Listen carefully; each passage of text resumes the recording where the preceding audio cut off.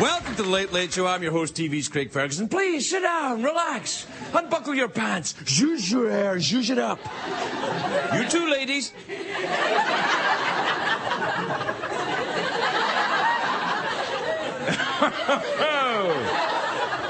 It is a great day for America, everybody. It's election eve.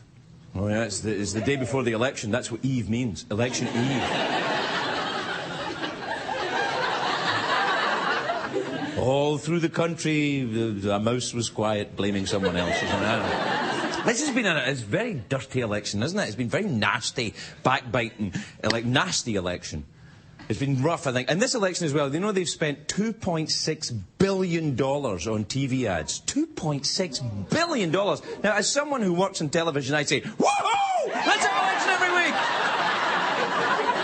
I don't vote. I don't vote. I can't vote yet. I can't vote until next spring when I, finally get the rubber stamp. Yes, you're in. There's your big hat. So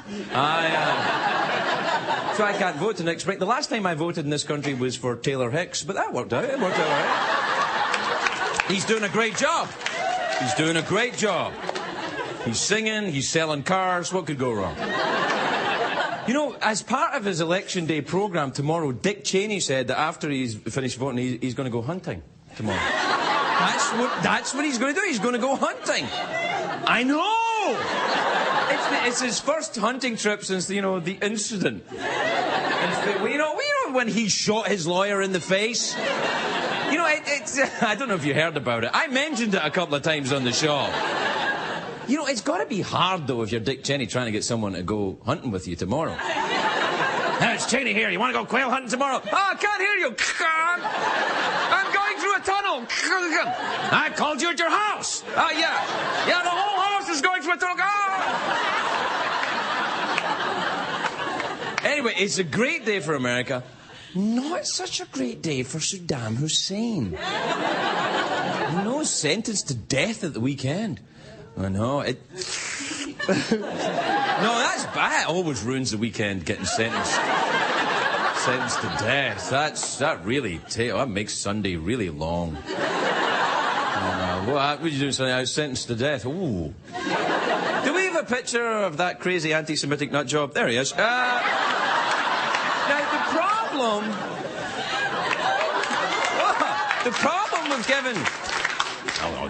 the problem with giving the death penalty to Saddam Hussein is this. Here's what I'm worried about, amongst other things. Here's what I'm worried about. When Saddam Hussein was in power, he used Saddam Hussein lookalikes as decoys. What if we've got the wrong one? What if we've got one of his doubles? Because these guys are just probably out-of-work actors. They're like me. They're just doing a job. They think they've been hired to cut the ribbon at a Jamba Juice opening in Fallujah, and they find out they're being hanged? Can you imagine? Oh, my agent is so fired. I'm going to be hanged. I should have been a double for Osama. They get all the work. They never get caught.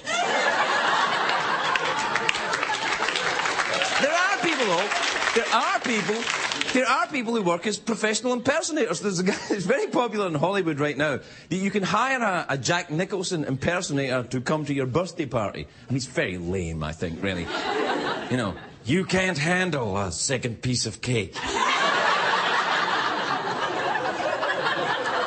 The thing that bothers me about this, if you're having a party in LA, I'm pretty sure you can get the actual Jack Nicholson. You just tell him there's booze and women there, he'll come. He'll come himself. I don't know the impersonator thing. And up on Hollywood Boulevard, they have all the lookalikes for, you've seen this, right? Marilyn Monroe, Humphrey Bogart. They charge tourists to take, $5 to get the photograph taken. What kind of photograph is that? Here's me with a celebrity that's been dead for years. Look, Charlie Chaplin. How do you know a guy is Humphrey Bogart and not just some homeless guy? He's just like walking, he's found a trench coat and a hat. I think that sometimes when I see a guy with a shopping cart, I think, is that Chris Christopherson? Is it?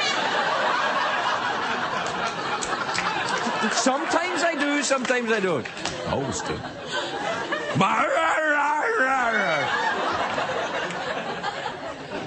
Do you know there's a guy up in Hollywood Boulevard, he has a Spider-Man costume. It's, I know, it's very bad. Because it's very cheap costume, very thin material. I can see his privates.